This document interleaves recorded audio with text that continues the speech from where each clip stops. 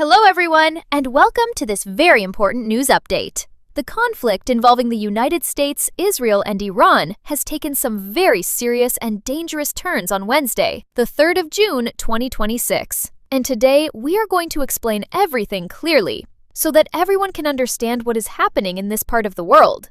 To understand the current situation, let us first go back a little. The war between the United States, Israel, and Iran began in late February 2026, when the US and Israel carried out the first strikes against Iran. Ever since then, the conflict has been going on for more than 3 months, and the situation in the Gulf region has remained very tense and dangerous. One of the biggest consequences of this war has been the closure of the Strait of Hormuz, a very important and narrow water passage through which a huge amount of the world's oil travels every single day. This waterway has been largely shut down for more than 3 months now, which has caused oil prices around the world to go up sharply. Now, coming to what happened on June 3rd, Gulf hostilities flared up again in a very serious way.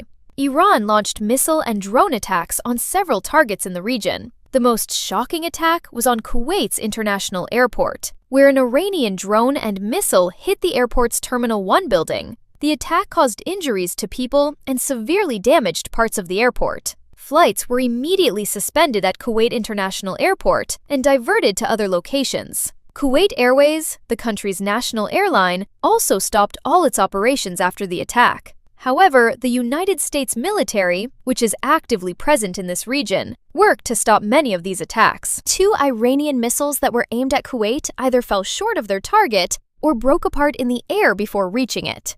3 ballistic missiles that were heading toward Bahrain were intercepted and stopped by the U.S. Central Command. The U.S. military also shot down Iranian drones that were trying to target civilian ships in the waters of the region. On top of this, the U.S. military also carried out its own strikes near the Strait of Hormuz. All of this news sent oil prices jumping upward by more than 1% in early trading on Wednesday. It is important to know that the U.S. has also been releasing oil from its own emergency reserves, called the Strategic Petroleum Reserve, to help control rising oil prices. Since the war began, about 58 million barrels of oil, which is around 14% of the total reserve, have been released to help cushion the impact of the Strait of Hormuz being closed. Now, you may be wondering, what about peace talks? Are the two sides talking? That is where the situation gets very confusing. Iran and the United States had previously reached a tentative agreement, called a Memorandum of Understanding, which was supposed to extend the ceasefire by 60 days, reopen the Strait of Hormuz for shipping, and start a new round of talks on Iran's nuclear program. But things went wrong very quickly. U.S. President Donald Trump made a series of additional demands related to the Strait of Hormuz, Iran's nuclear program, and frozen Iranian money held overseas. Iran did not respond well to these new demands. Then, on June 1st, Iran suspended its negotiations with the United States, blaming Israel's continued military actions in Lebanon, where Israeli forces have been striking near hospitals and pushing further into southern Lebanon against the Hezbollah militant group.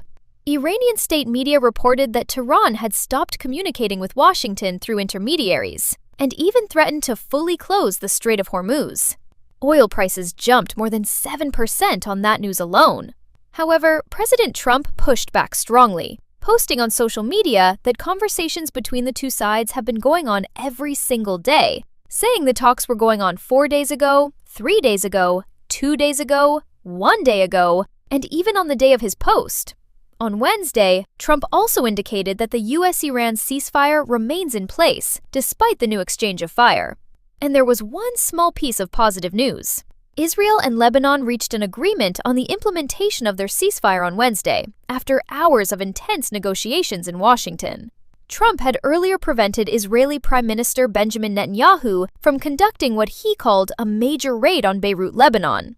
Back in the United States, the House of Representatives passed a war powers resolution that was seen as a rebuke against Trump for how he has been handling this conflict. Since the war started, the U.S. military has also lost at least 24 expensive military drones, including Predator and Reaper models, mostly to Iranian fire. This is a conflict that is affecting the entire world through rising oil prices, global shipping disruptions, and growing fears of a wider war in the Middle East.